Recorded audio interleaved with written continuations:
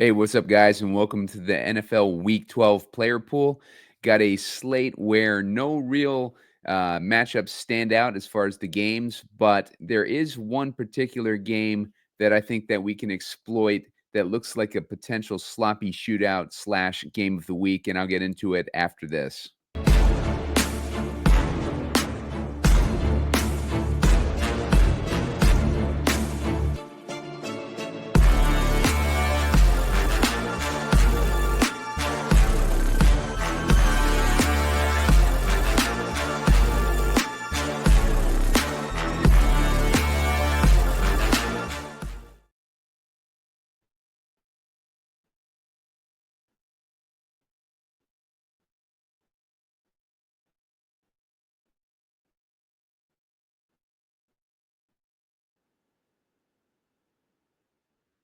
What's up, guys? Simon Edwards at PumaCom here with Heat Seeker Sports, and you're watching Player Pool, looking at the NFL Week 12 slate for the slate in general and build a player pool on top of that. So make sure to hit the like button. Give me the 30 likes so I can put out a shorter video later on. Make sure to subscribe to the channel. You want to subscribe so that you can get alerts for when future shows come out and when future the short videos. And also, I'm trying to get to 1,200 views by Thanksgiving. I'm about 20 short of that. So if you can hit the subscribe button, I definitely appreciate that.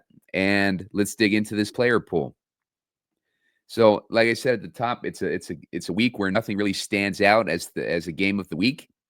But those are the best weeks because you can pick a random game and it doesn't necessarily have to be a complete shootout to separate yourself from the field. But if it does happen to go a decent amount over the total, then you can really have a good week. And we'll get into just kind of take a look at some of these matchups and the player pool here. So Kansas City versus Carolina.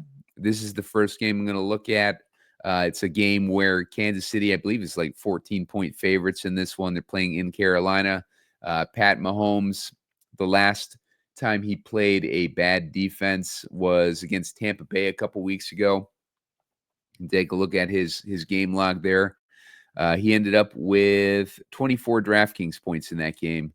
Then he's had a couple difficult matchups in Denver and Buffalo, but Mahomes really hasn't done well, but he has been able to exploit these bad defenses. I could see Patrick Mahomes getting around 20 DraftKings points this week, but at 6,800, that's kind of an expensive price for a guy who has not really done much this year. So I don't really understand why like his pricing is still so high. But Patrick Mahomes, just the name brand, is why he's so expensive, and it's not worth it to pay 6,800 for a name brand, in my opinion. I think we can go other places in this game. Bryce Young, he's in a tough matchup this week. He's at 4,600. Even that is expensive for Bryce Young in this matchup. If we look at the running backs, this is where I have some interest. Pacheco is ruled out this week, so Kareem Hunt gets another free week to himself. As far as the Carolina side, we got Jonathan Brooks, who's joining the team this week. He should get some playing time this week. He hasn't had any yet, I don't think. Nope. If you remember in the preseason when we were playing best ball, a lot of people were recommending to draft Jonathan Brooks in the 10th round. That could still end up paying off. We still got the playoffs coming up. If he ends up doing well in the playoffs, then that pick will have been worth it. I was saying in the preseason, I was projecting that his first week would probably be after their bye, and that ends up being the case with week 12. Coming up this week, he's going to probably be eased in. They're not going to give this rookie coming off an ACL tear a huge portion of the workload when Chuba Hubbard's been on fire, and Chuba Hubbard just got a big contract.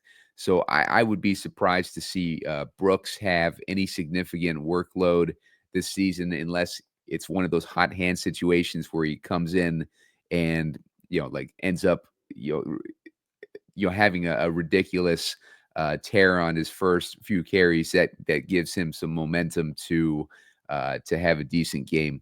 But They're playing against Kansas City, and this is a defense that's difficult to run on.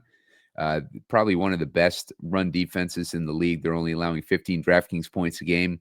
On the other hand, the Carolina Panthers are allowing 30 DraftKings points a game, and we got Kareem Hunt in this situation. I think Kareem Hunt has a big game this week, or at least uh, a good game for his salary. He's at 5,700. That is only about 12K over the minimum for a running back. I think 4,500 is the minimum for a running back. But Kareem Hunt is cheap relative to the running back position, and I think that's a good price against Carolina. I don't know what the ownership. Let's see what the ownership is on Kareem Hunt this week. I haven't listened to a lot of content this week, so I'm not really sure where people stand on him. Looks like he's 35% owned, so yeah, that makes sense with his price tag and the fact that Pacheco's out again. So Kareem Hunt's a good play this week, despite the ownership. DeAndre Hopkins hasn't really done anything since a couple weeks ago. But Carolina is a run funnel defense, anyways. Just like teams have just been able to dominate Carolina and run against them. The players that have had the most success are the tight end position against Carolina. They're allowing 16.7 DraftKings points a game to the tight end position. They're allowing 18.9 DraftKings points a game to the quarterback position. So if you wanted to do a Mahomes stack, that kind of builds itself with Mahomes and Kelsey. And then maybe you can put in Hunt in there too, because they're giving up 30.2 DraftKings points to the running back position. The weak spots on Carolina, if you're looking for run backs, is going to be the slot receivers. Slot receivers are getting 15.2 DraftKings points a game from Kansas City. Tight ends are getting 15.7 DraftKings points a game from Kansas City. Let me just confirm that. Looks like Kansas City's defense is a little bit on the decline compared to where we were seeing them earlier in the year. There seemed to be more of a defense that's good against the run right now than anything else. Let's take a look here. Let's see the points allowed that they're giving up. Just want to confirm I got the right number here.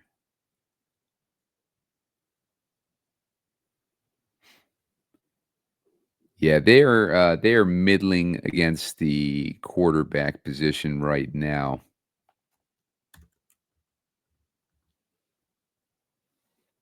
Giving up 17.5 DraftKings points. So yeah, like they actually that's better than middling. That's like they're one of the top 10 matchups for a quarterback right now. So it seems to be a turn of events in Kansas City's defense. I'm still not starting Bryce Young against them, but keep that in mind for future weeks. We could see some good opportunity to start a quarterback against Kansas City when the field might think that the defense is better than they are right now. They've been exploitable against the slot. There was a cornerback for Kansas City that was injured. Let's take a look and see if he is still out. But that was opening things up in the slot for other teams. Jalen Watson, I believe. I believe Jalen Watson was the injury that was weakening this defense. He was their starting right cornerback, not slot cornerback, but they've been weak in the slot as well, giving up that 15.2 DraftKings points. So Jalen Coker is in an interesting situation, but we got Adam Thielen coming back. So Thielen or Coker would be a good run back, depending on which one of those direction you believe will get the most work. Coker, I think, makes the most sense. I think Thielen coming back this week, he's coming off of a hamstring injury, I believe, and on top of that, they probably just want to see what they got with Coker, give him more playing time. What's the point in throwing an old man Thielen in there when Coker's been doing pretty good? The tight end situation, very similar. Tommy Tremble, I believe, is coming back. Let's check out the tight end position. We still got Thomas out. Tremble looks like he's back in. Tremble last week had 3 targets. Let's see what Sanders did last week. Sanders had 2 targets. So Tremble's just killing this rookie's opportunities. Jatavian Sanders, he was a pretty pretty hyped up rookie coming in. People were talking about him as like the number 2 tight end in the rookie draft class behind Brock Bowers. Ends up in Carolina. He's had a few good moments, few double-digit DraftKings moments. He's shown some good athleticism when he's played, and he'd be a good guy for them to give a lot of opportunity to. But for whatever reason, Tremble seems to get too much of the snap shares, and it takes away from Sanders. I'll give you a look at that real quick. Show you what I'm talking about here. If you look at Carolina, when Tremble has played, last time he played was week 8, and he had 61% of the snaps. Jatavian Sanders had 36.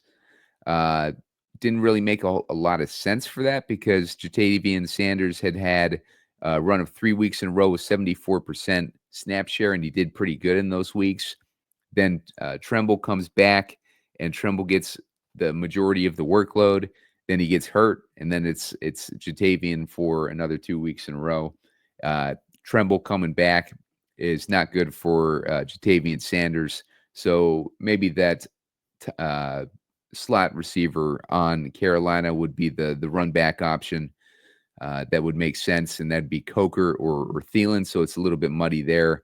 So difficult to figure out who to run back with on the Carolina side. So let's just move on. Kelsey, like I mentioned him.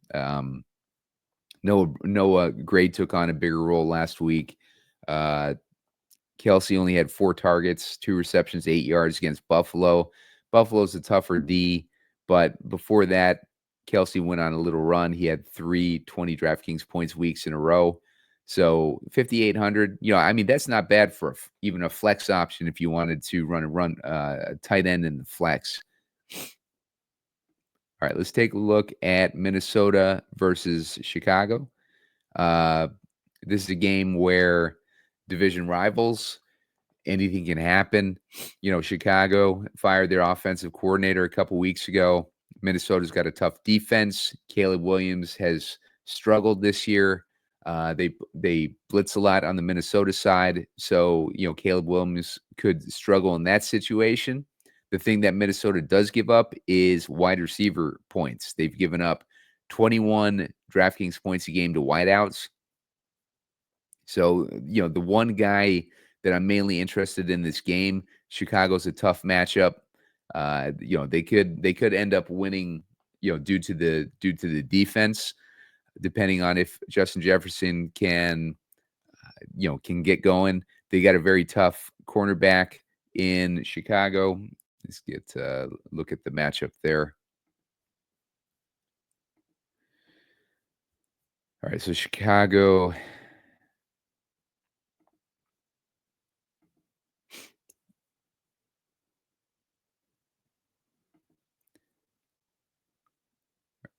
Let's see. Johnson should be on Jefferson. Johnson plays equally on the left and the right side of the field. So where one spot he doesn't play is in the slot. So that'll give Jefferson opportunity. When he's in the slot to make some plays. But Justin Jefferson, obviously a guy that can beat any matchup. So it would make a lot of sense if he's able to to have a good game in this one. Obviously, for the injury report, let's take a look at the injury report in this game. See if there's anything worth looking at here. DeAndre Swift was questionable He's got a difficult matchup anyways against Minnesota. I wouldn't start him either way. As far as the defense, Elijah Hicks is out. He's their one of their safeties. They're very thin at some of these safety positions. They got a couple guys on IR. Elijah Hicks is out, so they're pretty thin at safety. That could help out in the passing game for Minnesota as well. But I just think in general, Chicago's going to be a tough defense to put up DraftKings points on, and Justin Jefferson's at 8,100. Need to have a monster game, and I don't know if this is the matchup to do it. I think the guy that I like most in this matchup is Rome Odunze. That's because Minnesota, like I said, they're giving up 21.1 DraftKings points a game, and they have a new offensive coordinator that started last week. Odunze had 10 targets in that game, only had 65 yards, but it was interesting the workload that he got against Green Bay. And DJ Moore really didn't do anything. Like, he had 7 targets, ended up with 13.7 DraftKings points. But DJ Moore's had kind of an attitude lately. I would not be surprised if the organization wants to move on from him, maybe in the offseason. I don't know what the contract situation looks like. But Odunze is the rookie that they're going to want to get looks at and give opportunity to see what he can do. He's at where's he at? He's at 4,800 this week too, so he's cheap. He's in an exploitable matchup, and let's see what kind of ownership he has.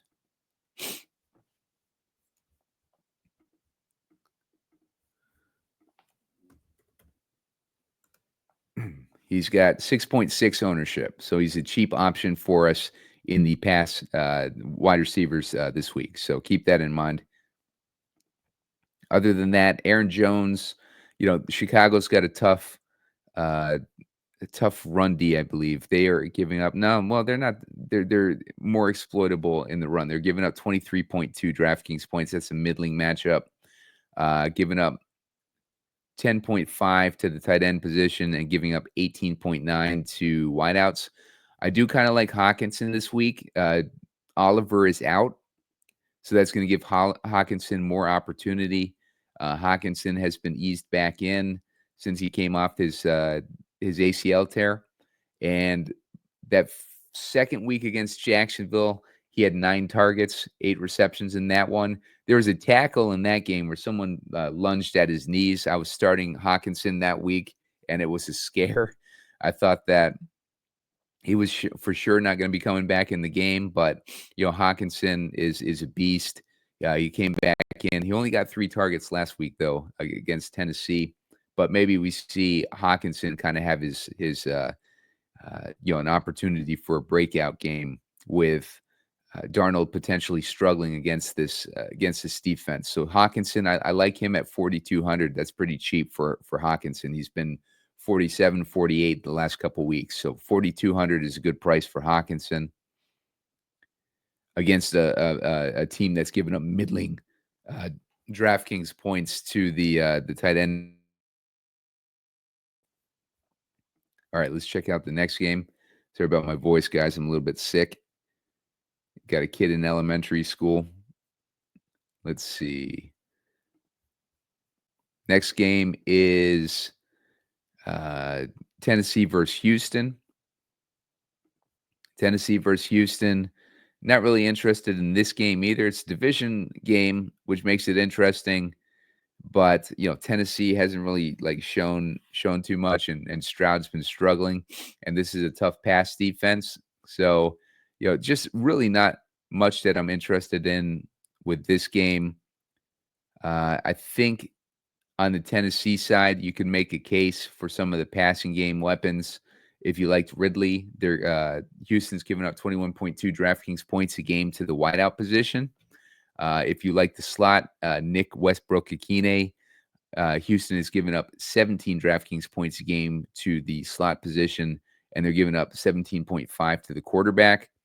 You could build a case for a Will Levis stack with that scenario. I'm not a huge fan of Will Levis myself, but I wouldn't fault you if you wanted to take that opportunity. run it back with someone like Nico Collins, who can beat any matchup, even though Tennessee is obviously a tough matchup. Ladarius Sneed is out again this week, I believe. So let's take a look at that and confirm that.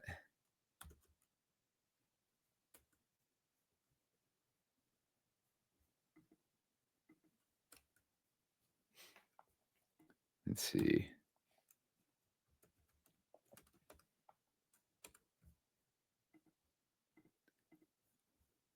Let's go over here. Going to take a look and see if Ladarius Sneed is in this week.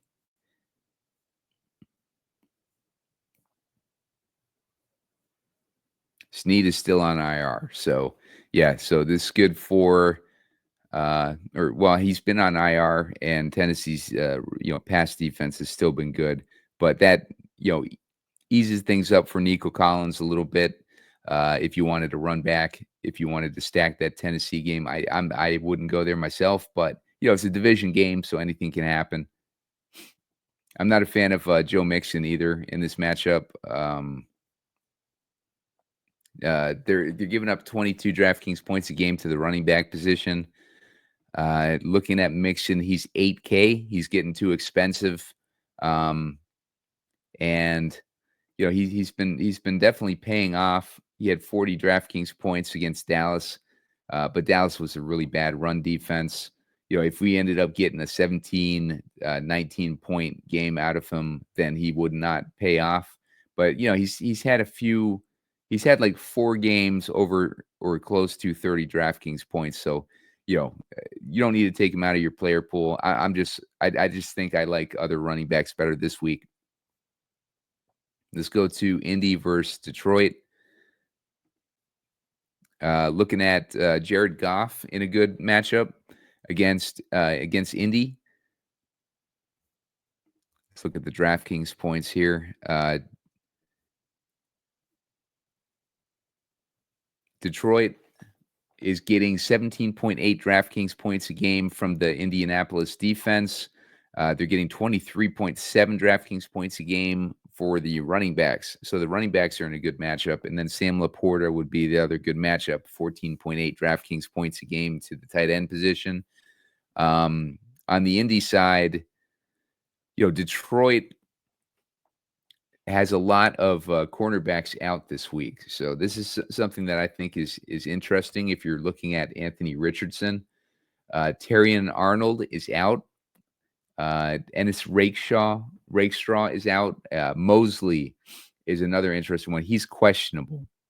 And Mosley is interesting. I think he's the nickel back. Let me just confirm that here.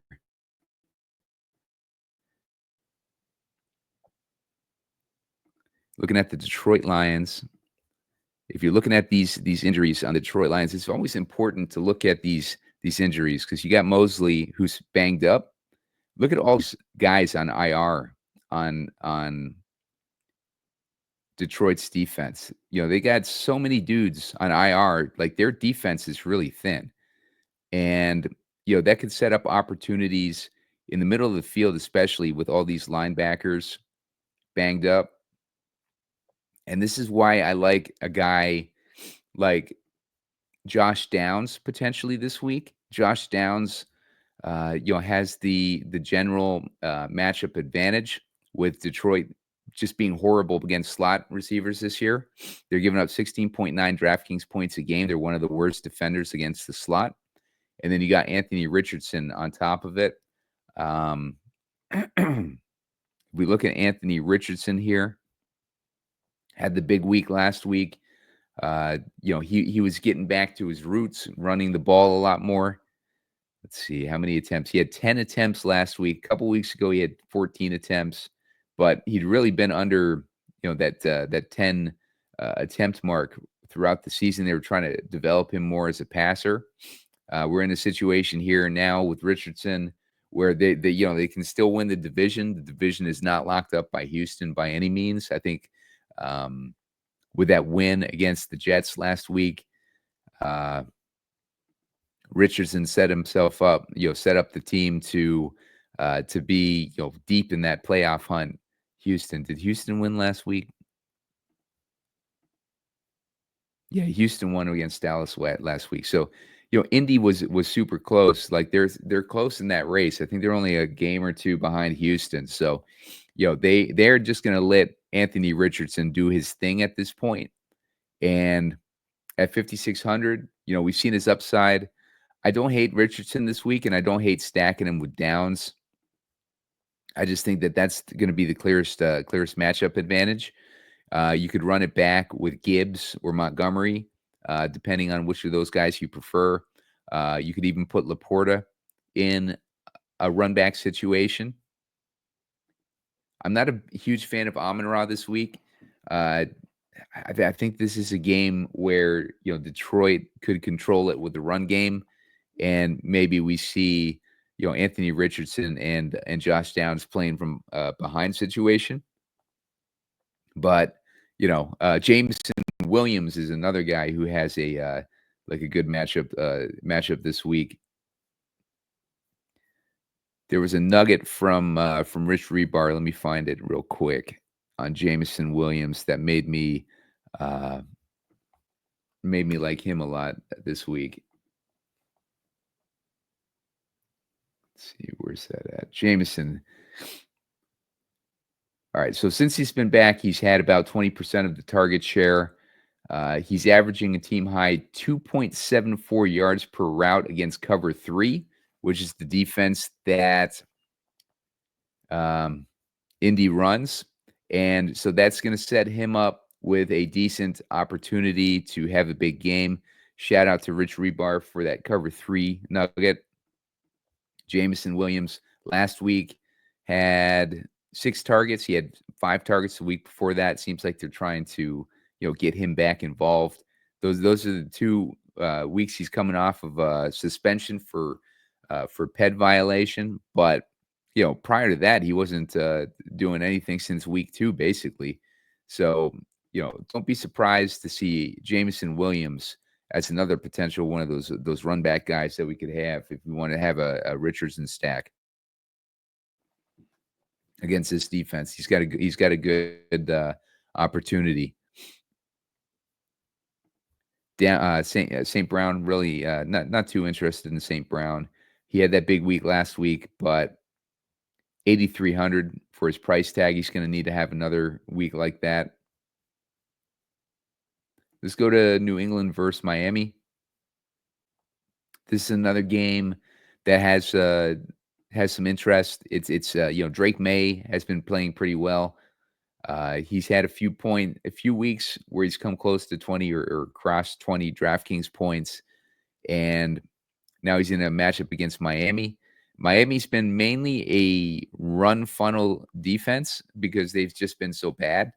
But now that Tua is back, expect the passing to pick up on their opponents. Like this is a week where Drake May, I could see having a decent week. Did he play against them earlier? No, he hasn't played against them yet. So Drake May, I could see having a decent game against Miami at 5,500. Division rivalry, he could make it interesting. Tua is at 5,800. He's cheap, historically cheap for like his historic price points. 23 DraftKings points last week, 17 a couple weeks before that. Since he's come back from his concussion, he had 21 DraftKings points in week 1. And last week seemed like he was getting a little bit back on track against Vegas. He faces off against another easier matchup in New England. They're giving up 22.6 DraftKings points a game to wideouts. That makes Tyreek interesting as well. And A-Chain, New England's giving up 23.5 DraftKings points a game to the running back position. So A-Chan, Tyreek, all interesting. Miami's been weak against the running back position. They're giving up 23.8 DraftKings points. Ramondre would be interesting in that situation. But I think if I was going to stack this game, I might do a double stack Tua, A-Chan, and Tyreek, and maybe run it back with like a Hunter Henry or something like that. Hunter Henry seems to be the go-to target for Drake May. 9 targets last week, 4 targets, 8 targets, 6 targets, 9 targets. You get the idea there. Miami, a middling matchup against the tight end position, 10.7 DraftKings or 12 DraftKings points a game to the tight end position. Hunter Henry is at 4K, so he's not a expensive run back option. So it gives you an idea what you can do in that game. Tyreek has had the wrist injury. Waddle has not done anything all season. I don't know what the deal is with Waddle. He had that big week in week 1, but literally has done nothing. I don't know what the deal is with Waddle. Maybe he's hurt somehow, and they're just not telling us about it. Tyreek was hurt with the wrist injury. He's been hurt all season. Playing through that wrist injury, he had 29 DraftKings points in week 1. He was MIA up until last week where he had 19 DraftKings points on 8 targets. So maybe he's getting healthier. If he's healthy at 7,200 with a healthy Tua, then Tyreek is underpriced in this matchup, which makes him definitely interesting and in play, especially with New England giving out 22.6 DraftKings points a game to the wideout position. Let's go to Tampa Bay versus New York Giants. Make sure to hit that like button. Give me the 30 likes so we can put out a shorter video later on. Make sure to subscribe to the channel. I am only 20 subscribers away from hitting that 1,200 mark. I want to get there by Thanksgiving, so I appreciate everybody helping out with that. This is the sloppy shootout that I like this week. I think that this game provides an opportunity for a potential shootout, and it's a game where the total is low. Get you an idea. The total is at 41.5. But that's basically like one unexpected touchdown away from being one of the higher scoring games on the slate. Detroit Indy is the highest scoring game on the slate with 50 points, 50.5 point total. Like I said, like one less touchdown in that game, one more touchdown in this game, and we're looking at a completely different situation. Let's take a look at. I want to take a look at something real quick here, as far as ownership. What's Anthony Richardson's ownership with that high total game? Anthony Richardson's going to be at 17.1% ownership. That is steep for a quarterback, but makes sense with his price tag. If you wanted to pivot off of Anthony Richardson,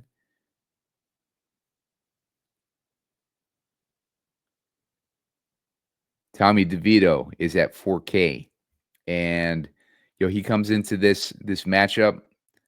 Terrible defense on the Tampa Bay side. They've been giving up 23.6 DraftKings points a game to the quarterback position. And the good thing about that is Baker Mayfield is a super aggressive quarterback on the other side. He's a guy that can push the Giants defense and push this game into a shootout situation.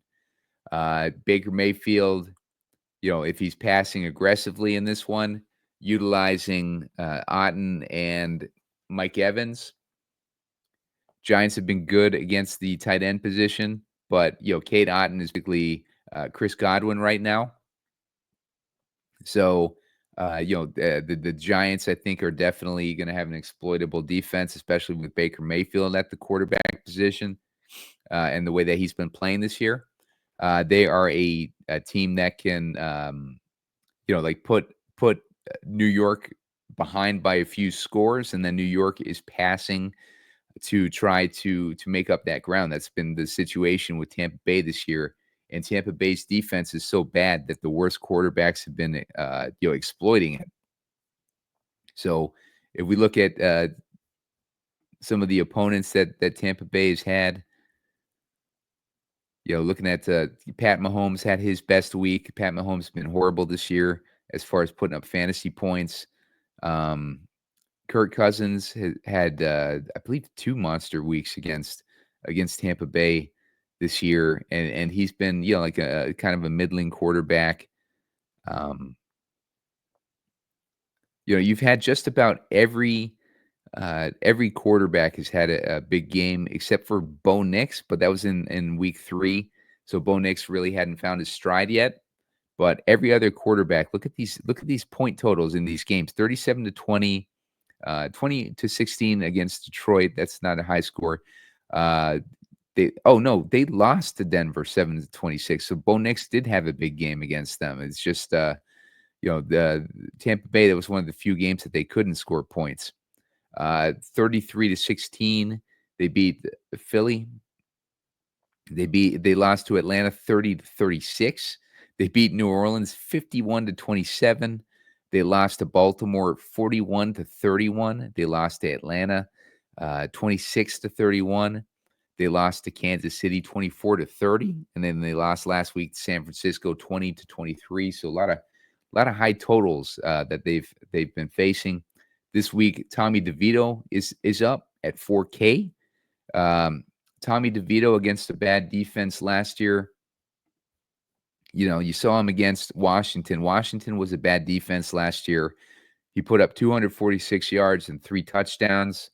Didn't really have any rushing upside. Well, actually, no, I take that back. He had a 71-yard rushing game against Green Bay. 36 yards again. So he's got rushing upside. New Orleans, 41 rushing yards against Dallas. So, he's had some rushing upside. He's been able to throw touchdowns on top of it. Didn't throw a ton of interceptions, only threw 3 interceptions. This is a guy that can put up some points potentially for us this week in this matchup. 4K for Tommy DeVito. He is, New York last year when he came in for them, like New York was talking about this dude like he was the savior. That's what a sorry state that team was in and is still in. They just released Daniel Jones, setting up Tommy DeVito to come in, Tommy Cutlets to come in and take over the team. That's going to make Malik Neighbors interesting. Malik Neighbors missed Friday practice, or at least a portion of Friday practice, with a groin strain concern.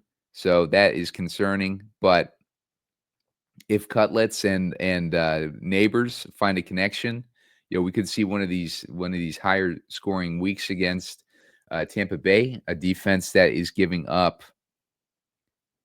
25.7 DraftKings points a game to the wideouts. So they're giving up 15.4 to the tight end position too. That's going to make Theo interesting this week. I believe Theo Johnson. Yeah, Theo Johnson will be interesting this week. He's been getting targets lately, 6, 6, and 4 the last few weeks. Had that 14-point DraftKings game. 2,900 is his salary. So if we're looking for potential stacking partners for Tommy DeVito, you could do worse than a DeVito to Johnson and Neighbors and running it back with like Mike Evans, who's back this week. Reports are out that he will be under no restrictions. So Evans with the team in a like a wide open division in the NFC South. That division is wide open, and you can bet that they're going to come out swinging and trying to win this one in a dominant way, so that they can put out of question the potential for Cutlets to put up any type of fight in this one. Bucky Irving is also interesting. He took on a majority of the workload last week. As far as the rushing duties are concerned, if this is a game where they're playing from ahead, like the spread is indicating, 5.5 point favorites, they're playing in New York. That's another reason why the Cutlets is in play in that passing game on the New York side. They're in a situation where they just released their starting quarterback. They got the hero of last year for at least a week. coming in to take over that starting role. They need to get Neighbors going. Their season is lost at this point, but like a game like this, could be super important to them for a morale standpoint. Playing at home, like I said, they gotta rally behind this new quarterback. A lot of the teams probably happy that they're moving on from the old quarterback, and New York can put up a fight in this one potentially. So we got Bucky Irving. If Tampa Bay's taking a big lead, 5,300. Another cheap quarterback, running back. Let me get an idea of Bucky Irving's ownership. Hopefully, it's low. Yeah, he's under 10%. That's good for Irving. Good thing about that is that a lot of the attention, a lot of the ownership will be on White if people are wanting to play this game instead of Irving. So, White is more important in the passing game.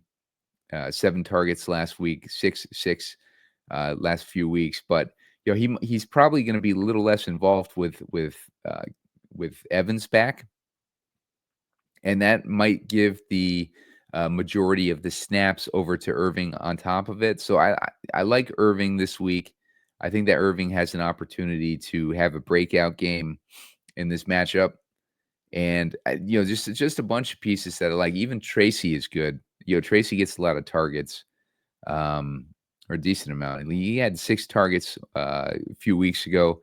He's only had 3, 3, 1, 2, so maybe not as many targets as I was thinking. But he's put up some points. Difficult matchup in this one against the run defense of Tampa Bay, but they have been giving up 25.6 DraftKings points a game. Even Vita Vea has not been able to stop the run this year. So 25.6. I mean, that's huge. They're much worse run defense than I was thinking. So Tyrone Tracy, has a good matchup. He is definitely in play. Another one of these guys that would be a good stacking partner with Cutlets. So a lot of good potential players in this one. So just keep that in mind. Otten has been on fire without Evans and Godwin. Evans will probably be good for Otten, take some of the attention off of him. He had those 3 weeks in a row with 20 plus DraftKings points, 8.5 last week, but that was against San Francisco. That's a very tough defense for tight end position.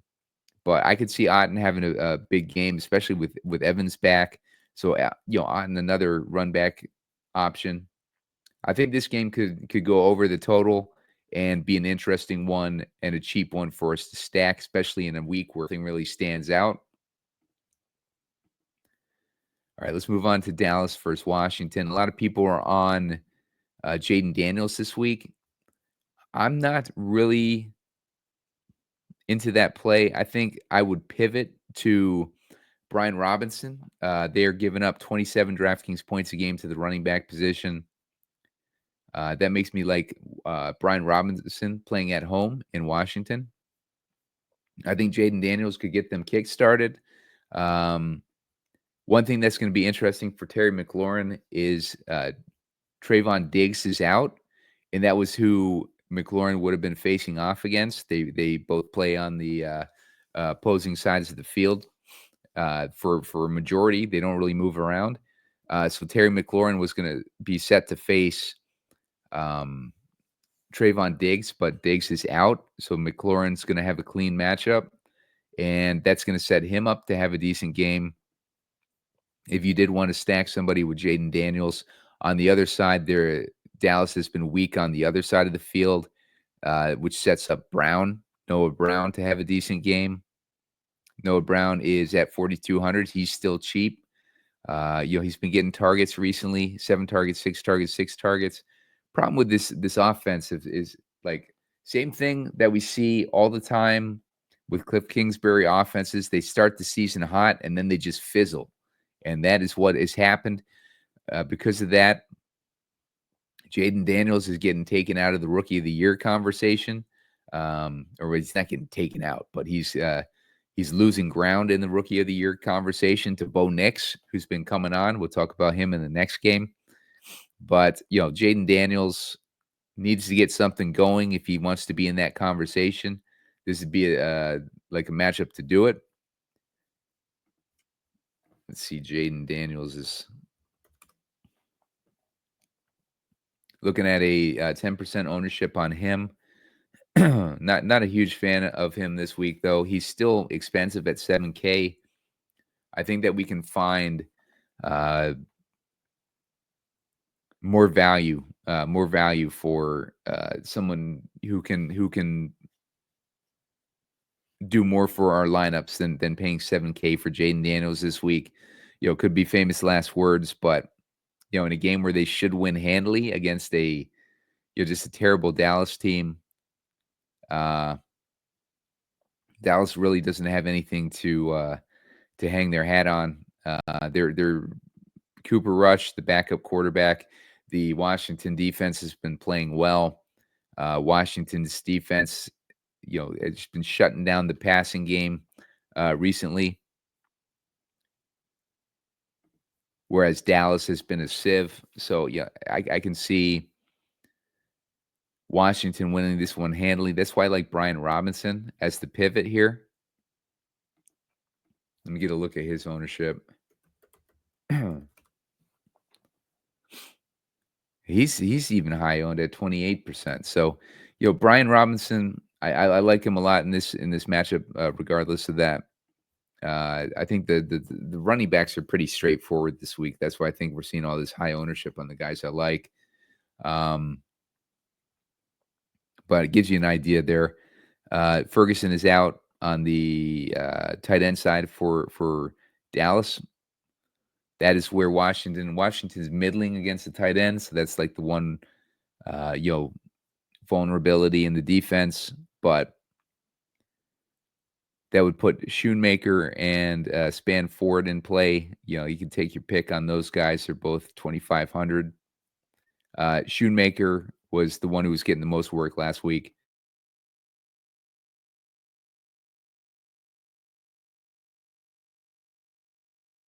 My throat is dying here.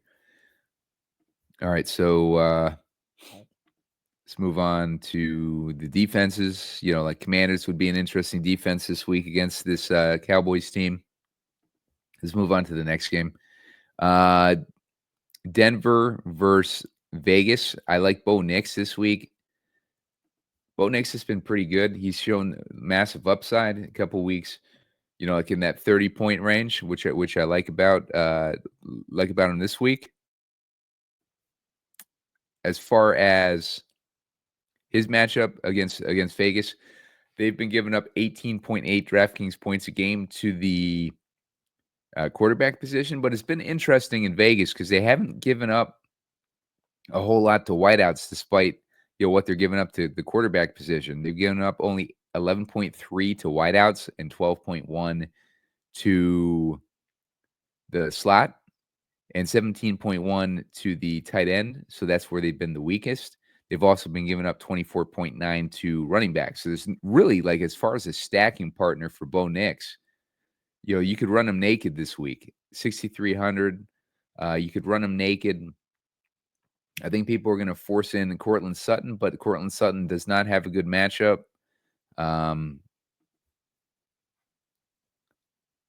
Last time they faced off against Vegas, he only had 5 DraftKings points. He's had some big weeks recently, especially with Bo Nix, picking up steam. Sutton's ownership is going to be 26%, so I don't think people realize what a bad matchup it is for him. So that's going to make him a good fade. With running Bo Nix naked, you can get a little bit different because most people are probably going to try and stack him with Sutton. If you wanted to stack him with a tight end, Troutman would make the most sense. Well, I mean, he's had very few targets.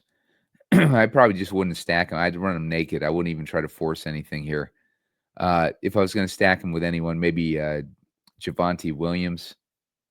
Javonte, 5 targets last week. 5 targets a few weeks ago. With the points that Vegas is giving up to the running back, you could stack a quarterback and a running back in this game. And Javonte, another one of these cheap guys, 5,200. But you got the risk of, like the three-headed monster that they got with Williams, Estime, and McLaughlin. I mean, it's a hot hand situation, the classic situation where you don't know which one of these guys is going to go. On the other side, you got Madison and White are both doubtful. So that's going to put Amir Abdullah in play. He's going to be the starter, 4,300. So yeah, it was 4K is the minimum salary on running backs. I was thinking 4,500 for some reason.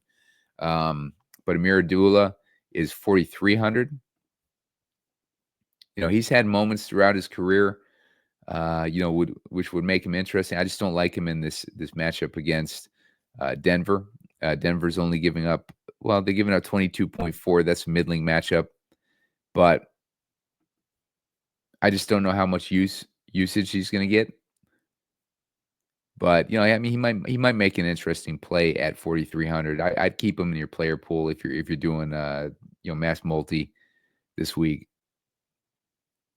So let's move on to the next game. San Francisco at Green Bay. Looks like we got rain in this game. San Francisco is just decimated.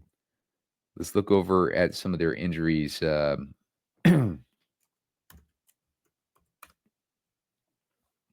Francisco, we're looking at Brock Purdy is out.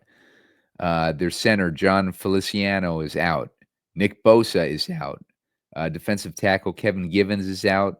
Linebacker Tatum Bethune is out. Shavarius Ward is out. And Trent Williams is questionable. So this is a team like put together with bubblegum right now. And that sets up Love to potentially have a decent game, especially with Ward out. See who that advantage goes to in the matchup situation. If I'm looking at Green Bay,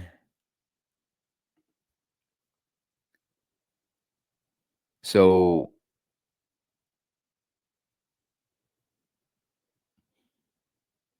tough to say. Like Watson is pretty evenly distributed in his routes run. All these guys are pretty evenly distributed. Watson runs, completely, 33% in the left, the right, and the middle. Jaden Reed is obviously a slot receiver, so he's 79% in the slot. Romeo Doubs is 42 and 43 on the left and the right. He doesn't play a whole lot of slot.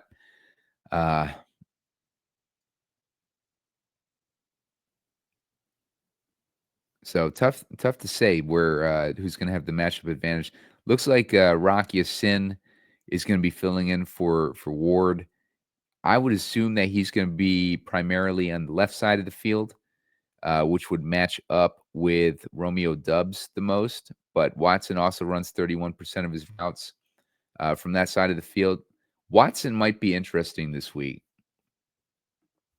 Watson, he's been getting steadily increasing playing time. He's 5,200. Last week he had 4 targets. He had a big game last week, 22 DraftKings points, 7 targets and 6 targets the week before. It seems like they're trying to get him going. He's been struggling this year. Let's look at those matchups. Detroit, it's not a intimidating matchup for wide receivers this year. Jacksonville, Minnesota, Arizona, he had a big week against. It's just Watson's just been a crapshoot, but I could see him doing something this week. Dubs, I could see doing something too. 4,600. I wouldn't hate going with either of those guys. I wouldn't hate going with Reed either, honestly. Let's see San Francisco's defense here. They're giving up 11.2 DraftKings points a game to the slot position. That's Reed's spot. Uh, so it's with these injuries though. Jordan Love can pick this defense apart. We saw it in the playoffs where they almost beat San Francisco last year in the playoffs. So Jordan Love, no stranger to San Francisco's defense, and I wouldn't be surprised to see a decent game out of him. Let's see where the ownership is on Love this week.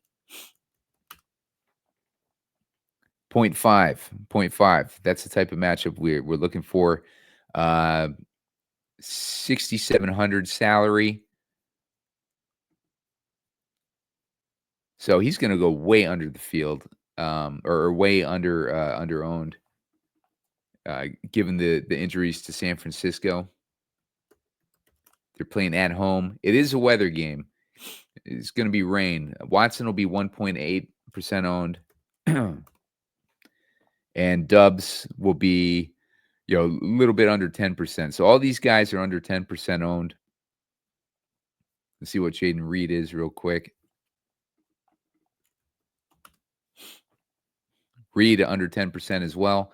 Now, this is going to be a classic situation where San Francisco has the weapons where they could put up a fight. Problem is they're going to have Allen as the quarterback, but we've seen in these Shanahan offenses like these random quarterbacks come in and do well. We saw it with Beat Hard a few years ago. Guys along that level is where Brandon Allen is. Last time we saw him play was a couple years ago against Cincinnati. Purdy being out, McCaffrey can step up. The weak spots on the defense for Green Bay has been the slot. On top of this, we got Jair Alexander, who's also out. So that's going to open things up for Juwan Jennings. And Juwan Jennings, Ricky Pearsall, Debo with Green Bay giving up 13.9 DraftKings points a game to the slot. That's where Debo's running 39% of his routes. Debo's in play. This could be an interesting game that could go over the total. The total is 47.5. Not a lot of attention on it. They got a 1.5 point spread. Let me check and see where that's at now that Brock Purdy's been announced out. Get a better idea there real quick.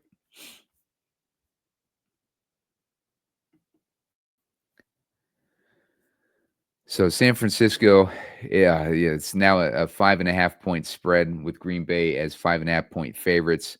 Total's gone down to 44.5. But I think people are underestimating Shanahan's ability to get the most out of these random quarterbacks. But 44.5 total, still not too horrible. All it takes is one touchdown over that total to make it the highest scoring total on the slate. But that's a game where it should be pretty interesting too. Obviously, the running backs, McCaffrey's going to be interesting. He has not broken out yet since he's got back from his injury, Achilles injury. Didn't tear it or anything like that. I think it was more of a strain that he's been working through. Both these run defenses are middling though. Both the pass defenses have been the strong points, but like I said, the top corners are out on both teams. That's going to set this up to be an unexpected, potential, pass heavy game. The only thing is the weather. Take a look at the what Roth is saying about the weather situation.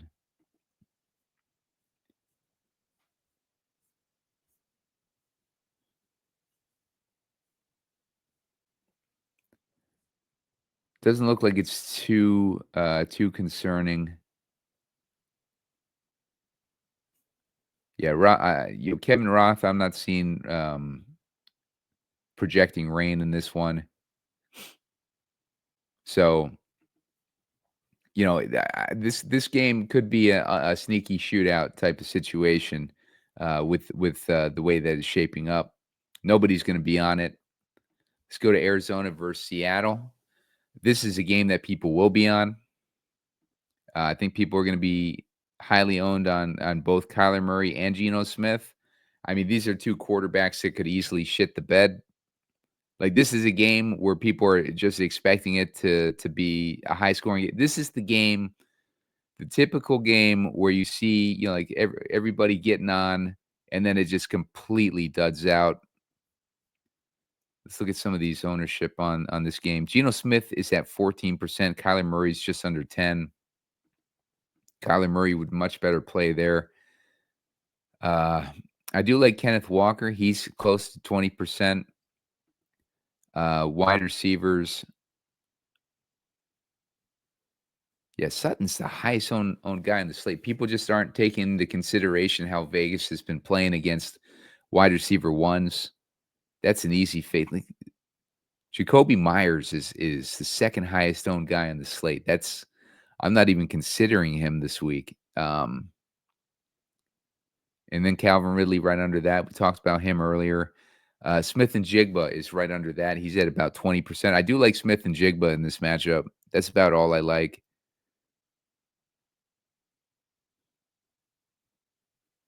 Not really seeing anyone else. Very interesting. But this is a game where Arizona has the better end of the matchup there, with Seattle giving up 23.7 DraftKings points a game to the running back position, 21.6 to wideouts, and then 17.3 to the slot. They're also giving up on the other side. Arizona's giving up 15.5 to the slot and 24 to the running back position. This could be a game if the weather is bad. Like, it looks like it's going to rain. Let's check out Roth's report there.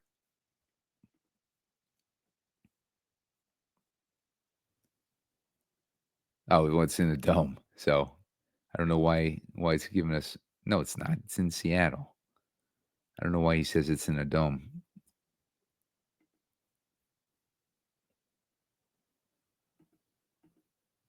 I don't know. Like, but if it's gonna be, hang on.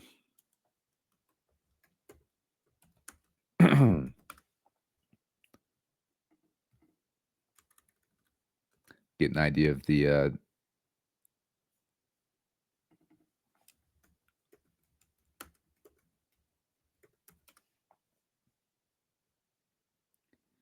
let's see what the weather is for tomorrow in Seattle.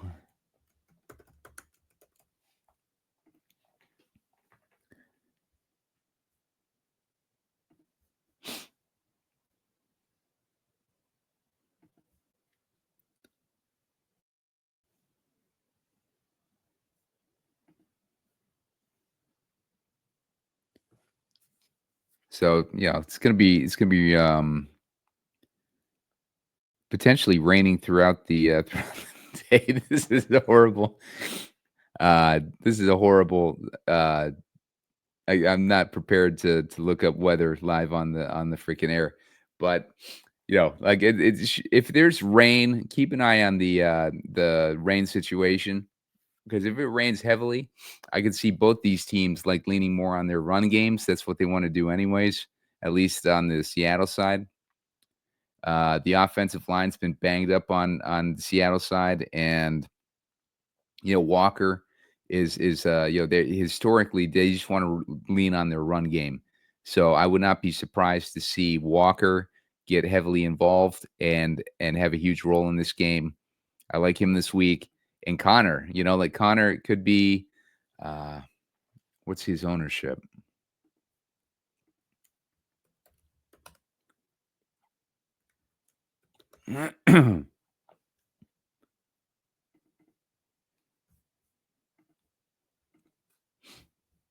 Connor's ownership is 22%. So he's not gonna fly under the radar. All these guys are high owned. This isn't a game you can easily pivot off of, though. I think the running backs, if you're gonna pivot off this game, consider the running backs. I like Smith and Jigba, despite his ownership. Marvin Harrison could be interesting too. Seattle has not played well.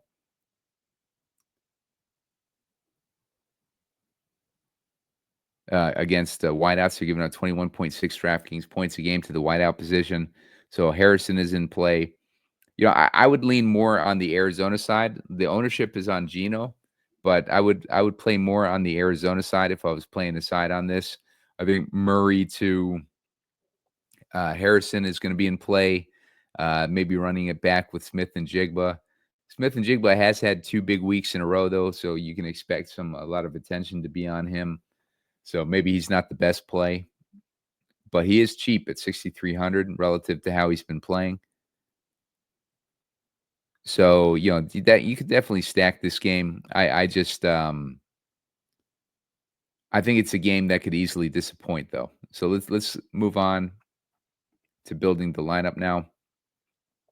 I'm going to go with a New York stack first. That's what I was talking about at the top of the show. I'm going to go with DeVito.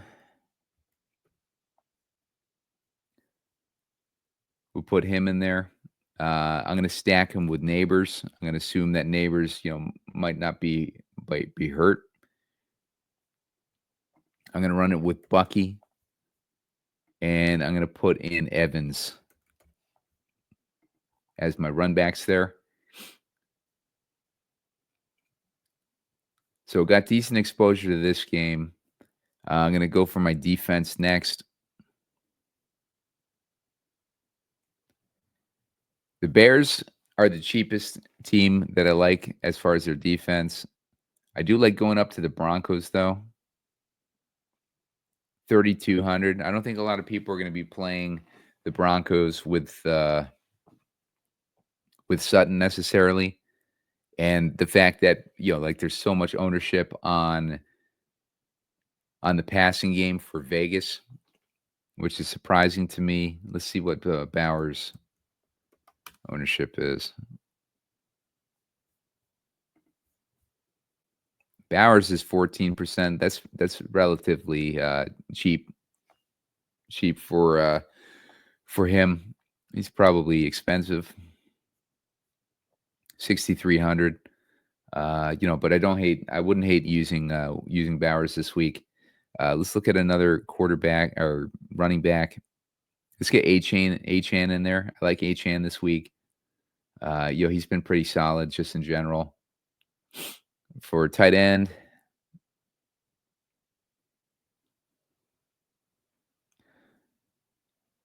like Hawkinson. Not really a lot of tight ends that stand out. Let me look at the. I'd like Jatavian Sanders with the matchup he's got, but it's just the Tommy Tremble situation screws it up. Tennessee has a good tight end matchup, but there's no one worth starting in Tennessee. Indy's got a good tight end matchup. There's no one worth starting in Indy. Washington has a decent one. Like Ertz could be in play if you wanted to pivot off of some of these higher owned guys. Kittle's got a good matchup, but is he going to be used for blocking more in this matchup? Seattle has a good matchup, but there's no one on Seattle. Trey McBride might be the best option. Like if you want to use one of these higher priced, well, he's not even that high priced anymore. He's 5,600. So let's take a look at McBride. 5 targets, 4 targets, 11 targets. McBride might be sneaky this week, even though he's 10% or 11%. But McBride could be a good situation if we wanted to stack this game or have exposure to it. Let's do that, and let's get Kenneth Walker in there. It's going to only leave us with 3K. Let's get Walker out of there. Let's put in Hunt. I like him at 5,700. That leaves us with 4,300 for our last wide receiver. This is where we could get in on one of these Green Bay guys, potentially. No, they're too expensive. 5,200 for Watson. Dubs was the cheap guy. I'd go with Dubs over Washington if those are the prices. We could put Dubs in there and then swap out our defense to someone cheaper. I don't hate doing that. If we want to go with Dubs, I think it makes more sense to pivot to Kittle. Leave us with 2,500. We still get the Bears in that situation. The Bears are super cheap this week. So, we got our exposure to the New York Tampa Bay game. We have our little mini stack with Green Bay and San Francisco. We got Hunt in there in that cushy matchup. We got Achane in there in his cushy matchup. Yeah, I like this lineup. Like I think this lineup comes together nicely. Let's take a look at another option here. Let's go with that not Seattle, the Green Bay game. Let's get Jordan Love. Give you a high price quarterback option. Let's go with Dubs. And let's go with Reed. Let's double stack him. Reed's cheap, 5,900. But he really hasn't done too much recently. I haven't used him in a while though. So for me, that seems cheap because last time I was using Reed was like in this stretch where he was scoring like 30 DraftKings points. So Reed, guy, easily pop off anytime. Let's run it back with McCaffrey. Let's just go nuts. And let's put the Bears defense in there. We know they're cheap. Gonna need another cheap running back. Let's put Kareem Hunt in there. No, let's do better than that. Let's put Bucky Irving in there. All right, so this is giving us a stack. I like those Giants. Let's put Theo Johnson in this one, 2,900. Gonna leave us with 6,800 per guy. Let's put Achane in the. Well, let's get McCaffrey out. Let's put Achane in there, and then let's get McCaffrey in as well. This was 6,100. I mean, that's huge. Like that's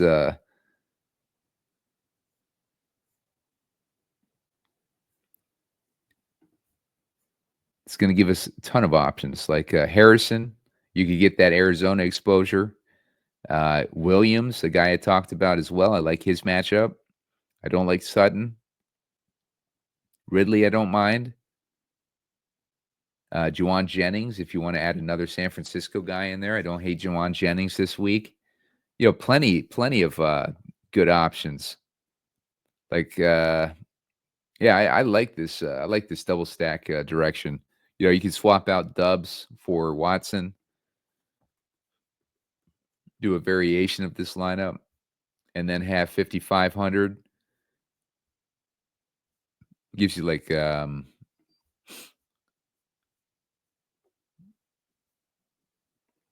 Odunze. I didn't even consider Odunze yet. So Odunze, you could put Odunze in there. If you put Odunze in there, you could probably swap out of get a better tight end in there. Although I do like Theo Johnson this week. So I don't necessarily want to swap out of Johnson. So if I put Johnson in there, I'd probably just swap out my defense at that point. That gets me to the Broncos. Jesus, that's that's a pretty good direction to go. And then if you wanted Dubs back in there,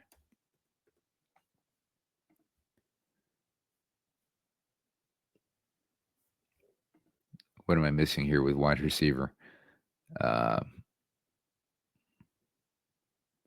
If you wanted to put Neighbors in there instead of Odunze,